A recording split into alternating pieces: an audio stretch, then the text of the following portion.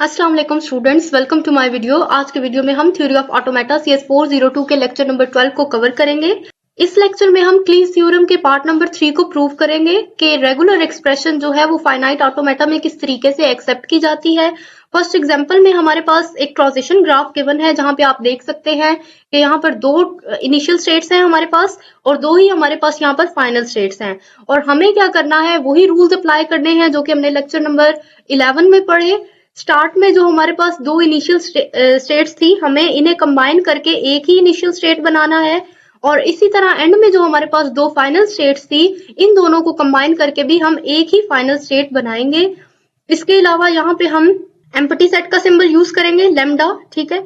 अब उसके बाद हमें सेकंड स्टेप में क्या करना है कि यहाँ पे जो हमारे पास दरमियान में दो एड्स बने हुए थे जो कि एक ही स्टेट की तरफ, स्टेट नंबर 3 की तरफ जा रहे थे, इनको हम दो को खत्म करके इसको एक में कन्वर्ट कर देंगे। अब यहाँ पे एक तो हमारे पास B है, दूसरा यहाँ पे हमारे पास डबल A लिखा है, तो हम इसको एक ही एड्स बनाकर यहाँ पे B प्लस डबल A लिख देंगे। सेम प्रोसीजर हमने यहाँ पे 2 से 3 स्टेट के दरमियान में भी फॉलो किया। A प्लस डबल B लिखेंगे हम यहाँ पर, और बाकी ग्राफ सेम रहेगा। उसके बाद क्या किया गया है कि आप देखें यहाँ पे हमारे पास ये इनिशियल स्टेट है, ये रही हमारी फाइनल स्टेट। अब यहाँ पे भी स्टार्ट में हमारे पास लैम्डा सिंबल आया है और यहाँ पर भी दोनों तरफ हमारे पास एम्प्टी सेट है, दरमियान में हमारे पास स्ट्रिंग को जनरेट किया जा रहा है। अब हम क्या करेंगे कि दरमियान में जो हमारे पास स्टेट्स आ रही हैं, स्टेट नंबर 1 और स्टेट नंबर 3, इन दोनों को हम दरमियान से इलिमिनेट करेंगे, और ये जो डेटा है इसको डायरेक्टली हम इनिशियल स्टेट से ले जाएंगे फाइनल स्टेट की तरफ।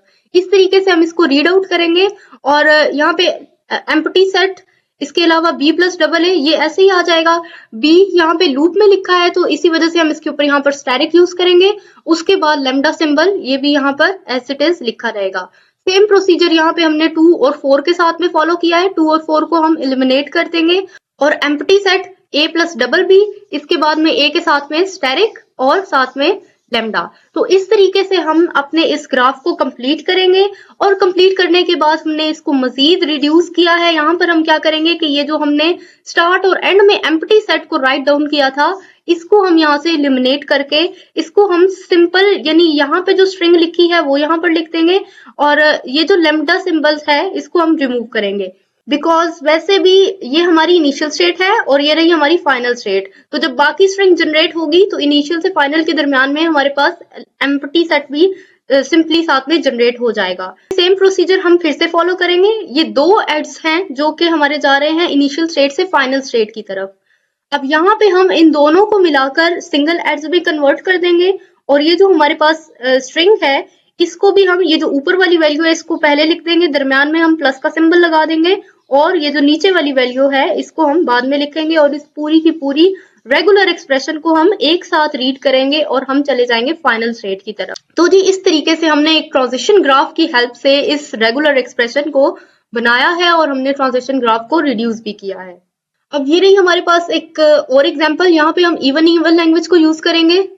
यहाँ पर आप ग्राफ देख सकते हैं, यहाँ पे हमारे पास सिर्फ और सिर्फ फाइनल स्टेट है, यहाँ पे हमारे पास इनिशियल स्टेट मौजूद नहीं है। तो सबसे पहले तो हम क्या करेंगे कि यहाँ पे एक इनिशियल स्टेट बनाएंगे और एक यहाँ पे हम फाइनल स्टेट बनाएंगे। उसके लिए आप देखें, इनिशियल स्टेट हमने, उसका नेम हमने रखा है 3, क्योंकि 1 और 2 ऑलरेडी हमारे पास मौजूद थे। एम्प्टी सेट को यूज किया जो कि 1 स्टेट की तरफ जा रहा है। तो क्योंकि सब डेटा हमारा रिवर्स होकर स्टेट नंबर 1 की तरफ ही आ रहा है, तो इसको हम ले जाएंगे स्टेट नंबर 4 की तरफ, और स्टेट नंबर 4 को हम फाइनल स्टेट बना देंगे, और यहाँ पे हम एक एम्प्टी सेट यानी लैम्डा सिंबल को यूज करेंगे। अब हमारे पास इनिशियल स्टेट और फाइनल स्टेट के बन जाने के बाद हम क्या करेंगे कि जो हमारे पास स्टेट नंबर 2 है हम इसको रिड्यूस करेंगे। अब स्टेट नंबर 2 को एलिमिनेट करने के लिए हमने क्या किया है कि ये जो एरो आ रहा है यहाँ से AB प्लस BA, ठीक है, इसको हम लिखेंगे यहाँ पर। इसके बाद हमें यहाँ पे एक लूप यूज किया था हमने, double A plus double B का, तो लूप यूज किया है, उसके साथ में हमने स्टैटिक लगाया था। तो बिल्कुल इसी तरीके से हम पहले ये वाली स्ट्रिंग लिखकर उसके साथ में ये वाली स्ट्रिंग लगाकर, क्योंकि ये लूप में है तो यहाँ पे हम लगा देंगे स्टैटिक। उसके बाद आप लोग देखें कि स्टेट नंबर 2 से AB प्लस BA को रीड करने के बाद ये चला जाएगा स्टेट नंबर 1 पर, तो यहाँ पे हम इसको इसके साथ में लिख देंगे, और हम अब स्टेट नंबर 2 को कर सकते हैं एलिमिनेट। अब आप स्टेट नंबर 1 की तरफ देखें, इसको मजीद रिड्यूस करने के लिए हम क्या करेंगे कि यहाँ पे हमारे पास आप गौर करें तो 2 लूप्स लगे हैं, ठीक है। तो इन दोनों लूप्स को हम 2 दफा लिखने से बेहतर है कि हम इसको एक ही दफा लिखेंगे। इसके अलावा ये जो डेटा है double A plus double B ये एक दफा लिखा जाएगा, उसके बाद दरमियान में हम प्लस का सिंबल यूज करेंगे और ये जो पूरी स्ट्रिंग है इसको हम इसके साथ में यहाँ पर लिख देंगे। तो इस तरीके से हमने इसको मजीद रिड्यूस किया है। ये जो 2 मरतबा हमारे पास लूप यूज हो रहा था इसको हमने 2 से 1 ही मरतबा लिखा है। अब इसको हम मजीद रिड्यूस करेंगे क्योंकि यहाँ पे हमारे पास 3 स्टेट्स बनती हैं, एक हमारे पास इनिशियल स्टेट, दूसरी हमारे पास फाइनल स्टेट। तो हमें क्या करना है कि ये जो दरमियान वाली स्टेट है मिडिल स्टेट 1 इसको हमें रिड्यूस करना है। हम डायरेक्टली इनिशियल स्टेट से डेटा ले जाएंगे फाइनल स्टेट की तरफ। तो हम क्या करेंगे, ये हमारी स्टेट नंबर 3, उसके बाद हमने तमाम स्ट्रिंग जो है इसको दरमियान में लिखा। ये स्टार्ट में हमारा एम्प्टी सेट आ गया और फिर उसके बाद एंड में भी हमारा एम्प्टी सेट आ गया। तो इस तरीके से हम इसको मजीद कंप्लीटली रिड्यूस करेंगे। इसके बाद आप लोग एक चीज और भी नोटिस करें, यहाँ पे एक स्टैरिक भी यूज हुआ है। स्टैरिक को हमने क्यों यूज किया है, क्योंकि यहाँ पर स्टेट नंबर 1 के ऊपर लगा था लूप और इस तरीके से 3 से 4 के दरमियान में ये कंप्लीट रेगुलर एक्सप्रेशन जो है हमारी बन जाएगी। उसके बाद जी नेक्स्ट टॉपिक में बताया गया है क्लीज थ्योरम पार्ट 3 के बारे में कि अगर एक लैंग्वेज जो कि रेगुलर एक्सप्रेशन में एक्सप्रेस की जाती है तो उसका मतलब ये है कि उसका फाइनाइट ऑटोमेटा भी जरूर मौजूद होगा। मजीद एक और एग्जांपल में हमें लैंग्वेज दी गई है। यहाँ पे हमारे पास 2 ही अल्फाबेट्स हैं इस लैंग्वेज में, ए एंड बी, जिसमें इन्होंने बताया कि हमारे पास लैंग्वेज ओनली बी को जनरेट कर रही है। तो इसके लिए हम जब फाइनाइट ऑटोमेटा को बनाएंगे तो ये रही हमारी इनिशियल स्टेट और ये है हमारी फाइनल स्टेट। अब ये इनिशियल स्टेट से जब डेटा को रीड करेगा तो फाइनल स्टेट पर हमारे पास क्या आना चाहिए, बी, जो कि इन्होंने यहाँ पे हमें डिस्क्रिप्शन में बताया है। तो हमने सेम प्रोसीजर को फॉलो करते हुए यहाँ पर बी लिखा है। उसके बाद आप लोग नोटिस करें कि ये रही हमारे पास फाइनल स्टेट और यहाँ पर आने के बाद हमारे पास क्योंकि 2 अल्फाबेट्स हैं ए एंड बी, इन दोनों में से अगर कोई भी अल्फाबेट को दोबारा से रीड करता है तो हम क्या करेंगे, इसको ले जाएंगे स्टेट नंबर 1 की तरफ जो कि हमारी डेड स्टेट कहलाती है।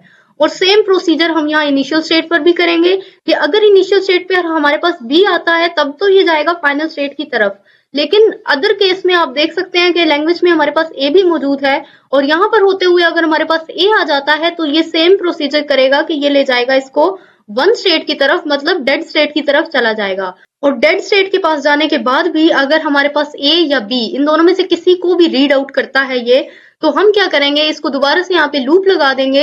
ये इसी स्टेट पर बार बार यहाँ पे लूप में घूमता रहेगा। उसके बाद नेक्स्ट एग्जांपल में हमारे पास एक लैंग्वेज और दी गई है जिसमें 2 ही अल्फाबेट्स हैं ए और बी और यहाँ पे इन्होंने हमें बताया है कि यहाँ पे सिर्फ और सिर्फ हमारे पास एम्प्टी सेट मौजूद होना चाहिए। सिर्फ और सिर्फ एम्प्टी सेट के लिए हम लोग क्या कर सकते हैं कि एक स्टेट बनाएंगे और यही हमारी इनिशियल स्टेट भी होगी और यही हमारी फाइनल स्टेट भी होगी। और इसके बाद क्योंकि हमारे पास लैंग्वेज में 2 अल्फाबेट्स हैं ए और बी, अगर इन दोनों में से ये किसी को भी रीड करता है तो यहाँ पे हम एक बना देंगे डेड स्टेट।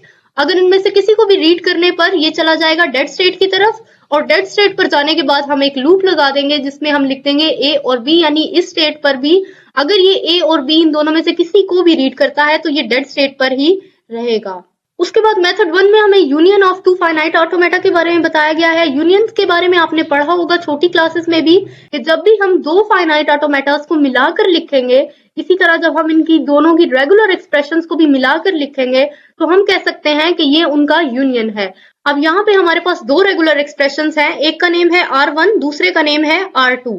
R1 में आप रेगुलर एक्सप्रेशन देख सकते हैं, यहाँ पे पहले तो लिखा है a प्लस बी साथ में स्टैरिक, लेकिन आप नोटिस करिए पहले इस b को सबसे पहले हमें जनरेट कराना है। तो ये रही हमारी इनिशियल स्टेट का, अगर हमारे पास इनिशियल स्टेट में a आ जाता है तो हम यहाँ पे लूप लगाएंगे। उसके बाद अगर हमारे पास b आ जाता है तो हम b को प्रॉपर रीड करेंगे और हम चले जाएंगे स्टेट नंबर x2 पर जो कि हमारी फाइनल स्टेट भी है। उसके बाद हमें ये जो काफी ज्यादा लेंथी स्ट्रिंग को जनरेट कराना था, इसके लिए हम यहाँ पे लगाएंगे एक लूप, यहाँ पर लगाएंगे जो कि यहाँ पे b को जनरेट करेगी और दूसरी लूप हम यहाँ पे लगाएंगे जो कि हमारे पास इनिशियल स्टेट की तरफ ले आएगा ये a को रीड करते हुए।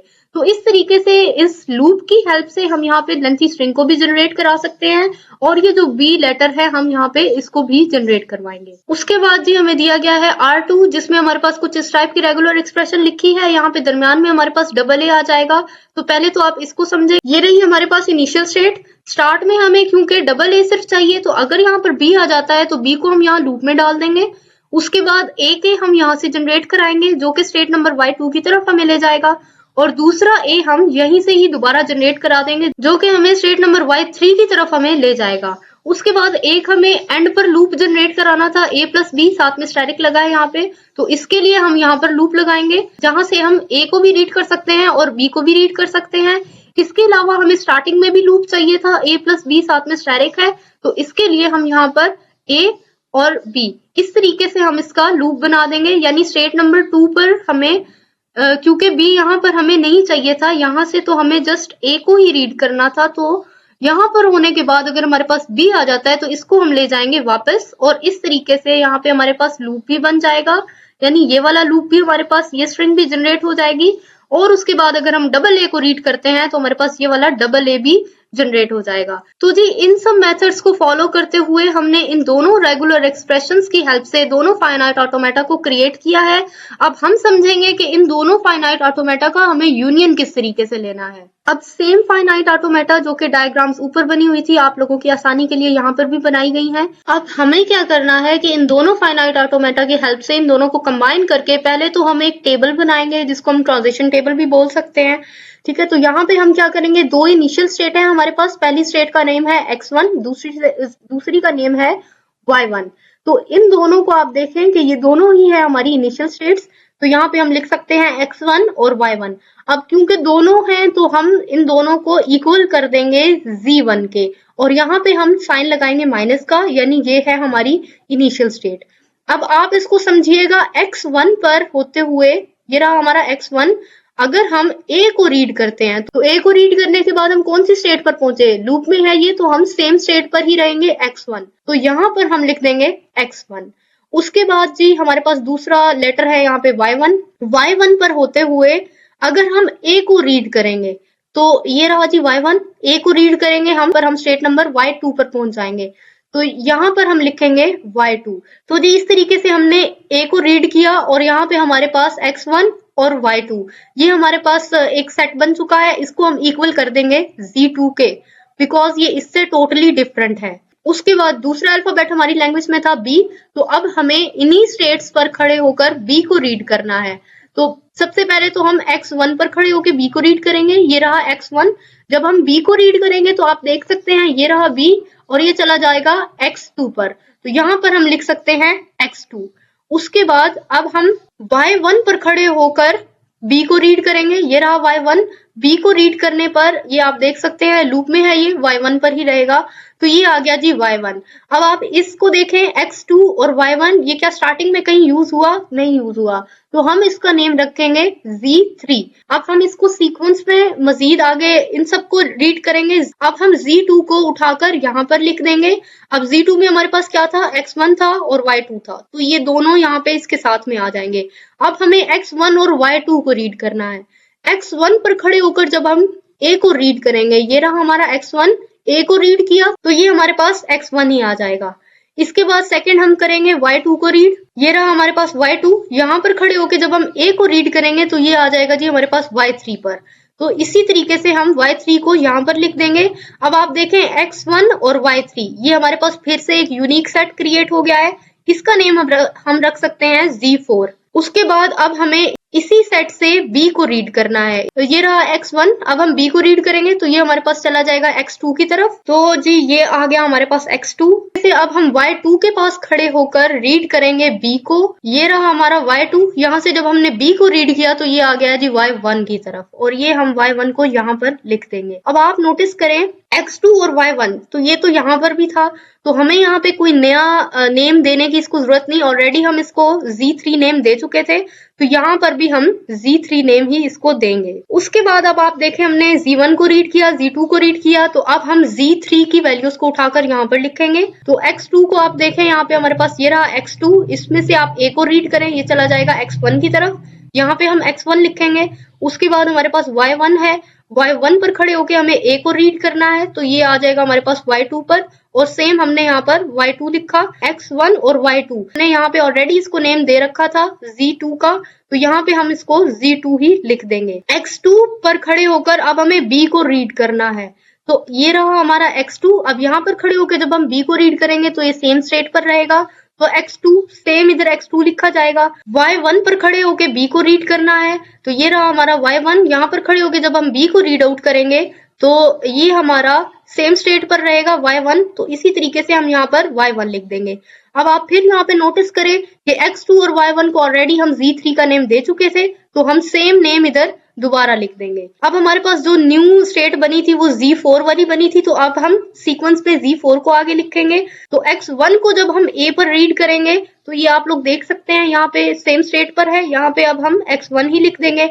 उसके बाद y3 है हमारे पास, इसको जब आप a से रीड करेंगे तो जी ये रहा y3, a को रीड करने के बाद ये फिर से सेम स्टेट पर है, तो इसी तरीके से हमारे पास x1 और y3 आ गया। x1 और y3 हमने इसको पहले से ही z4 नाम दिया था, तो यहाँ पे हम z4 ही लिख देंगे। उसके बाद अब हम x1 और y3 से b को रीड करेंगे, ये रहा x1, जब हम b को रीड करेंगे तो ये आ जाएगा x2 की तरफ, तो ये आ गया जी हमारा x2। उसके बाद जब हम y3 को से b को रीड करेंगे तो ये सेम स्टेट पर रहेगा y3, तो ये आ गया जी x2 और y3। अब ये क्योंकि यूनिक आया है हमारे पास आंसर, अब हम इसको नेम देंगे z5 का। उसके बाद हम इस z5 को उठाकर यहाँ नीचे लिखेंगे। अब यहाँ पे आप देखें x2 और y3, ये रहा x2, जब हम यहाँ पे a को रीड करेंगे तो ये चला जाएगा यहाँ x1 की तरफ, ठीक है, ये आ गया x1 की तरफ। उसके बाद अब हम y3 को a से रीड करेंगे, y3 पर आने के बाद जब हम a से रीड करेंगे तो ये सेम स्टेट पर रहेगा y3 की तरफ, जो कि हमारा बनता है z4। उसके बाद अब हम x2 को और y3 को b से रीड करेंगे, तो ये रहा हमारे पास x2, जब हम b को रीड करेंगे यहाँ पे सेम स्टेट पर ही रहेगा और हमारे पास आंसर आएगा x2। उसके बाद अब हमें y3 को b से रीड करना है, ये y3, और जब हम यहाँ पे b को रीड करेंगे सेम स्टेट पर ही रहेगा, तो ये हमारे पास y3 ही आंसर आ जाएगा। अभी आप लोग नोटिस करें, जब हमने x2 को और y3 को b से रीड आउट किया है तो ये भी यहाँ पे b हमारी फाइनल स्टेट पर ही आया है और ये भी हमारे पास यहाँ फाइनल स्टेट पर ही आया है। तो इसका मतलब ये कि अब हम लोग कह सकते हैं कि ये दोनों जो है हमारी फाइनल स्टेट तक आ चुके हैं और यहाँ पर जो हमारा ट्रांजिशन टेबल है वो कंप्लीट हो चुका है। अब हमें क्या करना है कि इस ट्रांजिशन टेबल की हेल्प से हमें एक ट्रांजिशन ग्राफ बनाना है जो कि R1 और R2 का कॉम्बिनेशन होगा। हम उसको कह सकते हैं कि वो R1 और R2 का यूनियन है। तो यहाँ पे अभी हमें क्या करना है, Z1 जो हमारे पास स्टेट है, ये रही हमारी इनिशियल स्टेट, यहाँ पे हम Z1 लिखेंगे। उसके बाद अगर हम A को रीड करते हैं तो ये जा रहा है Z2 पर, तो ये देखिए हमने A को रीड किया, स्टेट नंबर Z2। उसके बाद Z1 पर खड़े होकर आप B को रीड करें तो ये जा रहा है Z3 पर। तो इसी तरीके से हम Z1 पर खड़े होकर अगर B को रीड कर रहे हैं तो ये आ जाएंगे हम Z3 पर। अब Z2 पर खड़े होकर ये A को रीड किया जा रहा है और ये आ रहा है जी हाँ Z4 पर। उसके बाद Z2 पर खड़े होकर आपको B को रीड करना है तो ये जाएगा जी स्टेट नंबर Z3 पर। ये हमारा Z2 और यहाँ पे हमने B को रीड किया और ये आ गया हमारे पास Z3 स्टेट पर।